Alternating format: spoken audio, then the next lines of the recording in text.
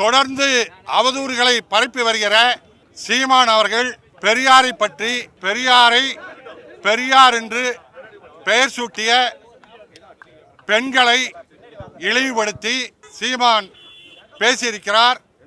அவருடைய பேச்சு எந்தவித ஆதாரமற்றது.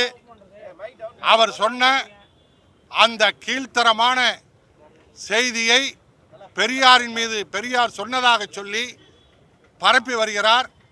அந்த செய்திக்கு சீமான் ஆதாரம் தர வேண்டும்.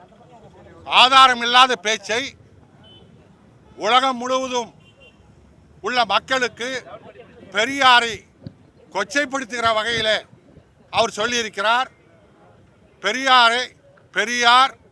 பெரியார் என்ற அவருக்கு அந்த பெயரை சூட்டியதே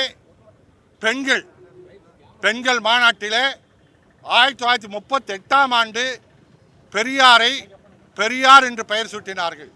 காரணம், உலகம் முழுவதும் உள்ள பெண்ணிய உணர்வாளர்கள், போராளிகள், பெண்ணிய தத்துவவாதிகள் யாரும் சொல்லாத உச்ச நிலைக்கு போய் பெரியார் பெண் விடுதலைக்காக, பெண் உரிமைக்காக பேசியிருக்கிறார், போராடி இருக்கின்றார்.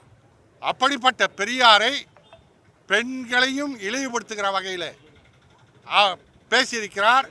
இது கடந்த காலங்களில் சங்கிகள் செய்து கொண்டிருந்த பிரச்சாரம். அந்த பிரச்சாரத்தை நம்பி இவர் பேசி இன்றைக்கு தமிழ்நாட்டு மக்களிடத்தில் வசமாக சிக்கியிருக்கிறார். சங்கிகள் தான் இப்படி ஒரு தவறான பிரச்சாரம் செய்து வந்தார்கள். எங்களிடத்தில் ஆதாரம் இருக்கின்றது. சங்கிகள் கடந்த காலங்களில் இதே கருத்தை பேசினார்கள். அந்த கருத்தை பேசுகின்ற போது விடுதலை 11/5/1953 இதில் பெரியார் சொல்லியிருக்கிறார் என்று சங்கிகள் எடுத்து போட்டார்கள். ஆனால் அந்த 11/5/1953 விடுதலை என் கைகளில் இருக்கின்றது.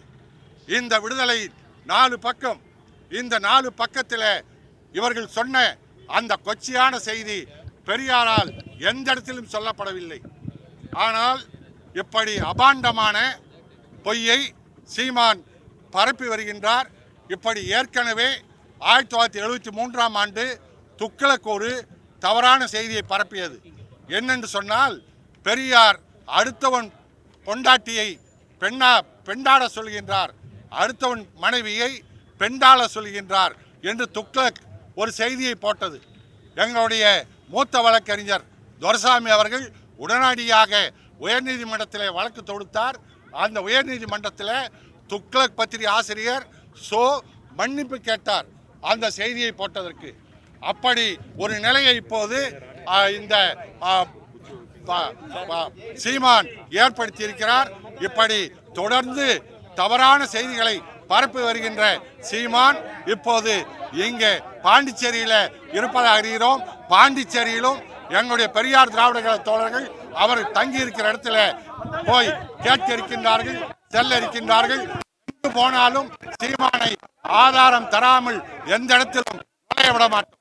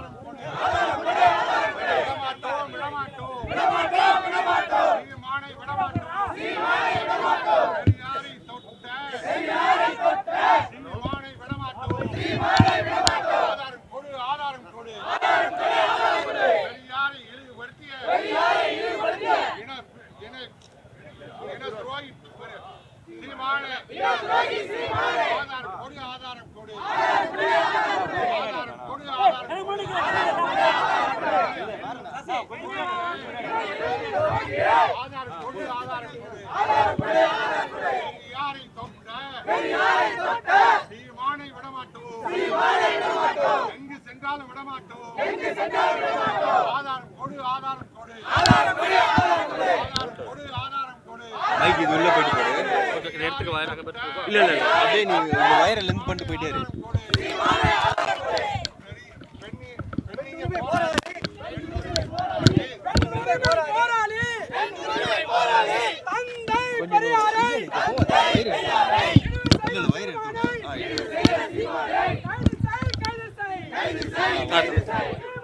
உள்ள போயிட்டு